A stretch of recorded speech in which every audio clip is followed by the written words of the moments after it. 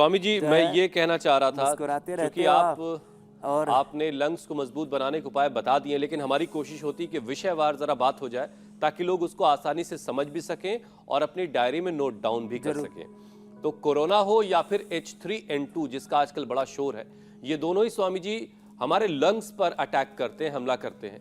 और कई लोगों को हम देख रहे हैं कि बहुत सारी खांसी इस वक्त हो रही है जो रुक ही नहीं रही है, और ठीक होने में भी 8-10 दिन उनको लग जा रहे हैं। तो खांसी को दूर करने के उपाय बता दीजिए और लंग्स को मजबूत करने का उपाय एक बार फिर से दोहरा दीजिए। खांसी को दूर करने के लिए एक तो लंग बस्ती, नस्य, लंग बस्ती, नस्य, जननेति, सूत्रनेति अब लोगों ने सीख लिया।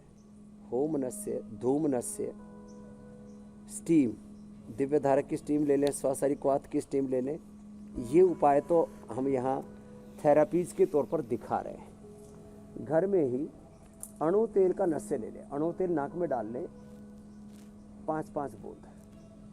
और जिनको बहुत अंदर तक कफ बलगम जम गया हो तो अणु तेल में बराबर का ज्योतिषमती तेल डालें और दोनों को मिला करके डाल लें। जिनको ये सुलभ ना हो तो अपने घर में सरसों का तेल लिया, उसमें थोड़ा सा अदरक, थोड़ी सी हल्दी, थोड़ी अजवाइन और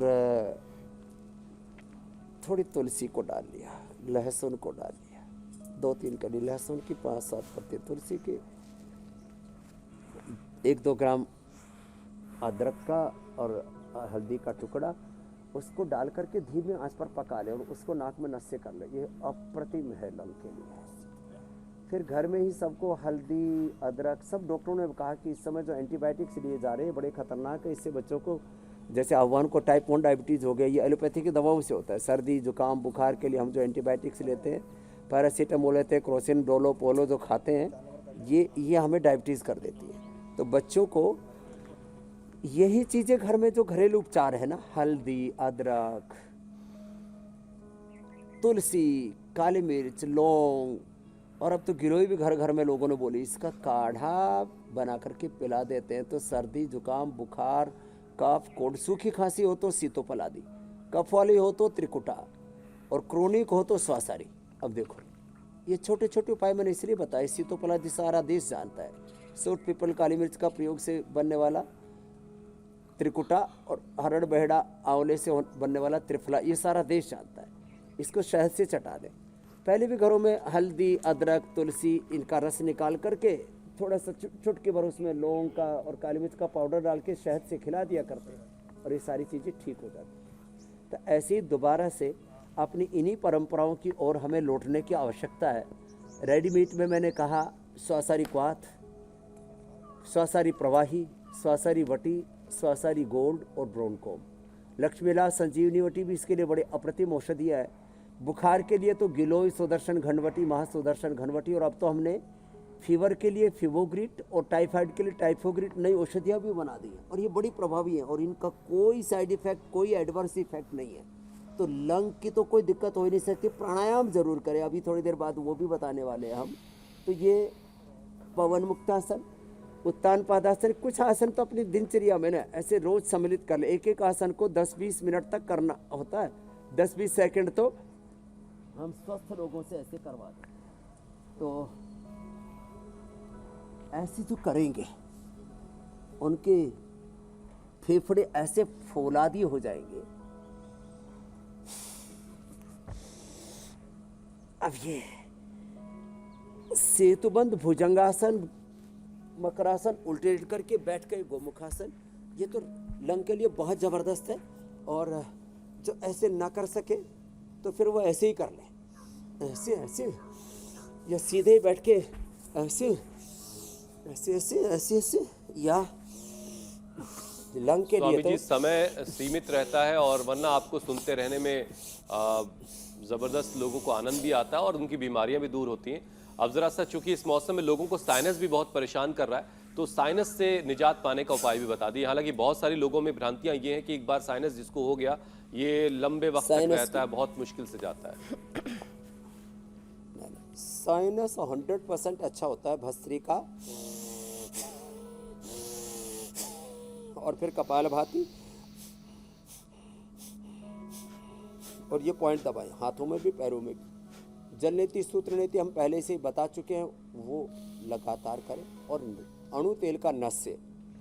और हमने तो लोगों को जो कोरोनिल दी थी ना, वो दरअसल हमारी इम्यूनिटी को बढ़ा करके सभी प्रकार के बैक्टीरिया, वायरस, फंगस के खिलाफ लड़ने की ताकत देती। उसमें 3 ही चीज थी,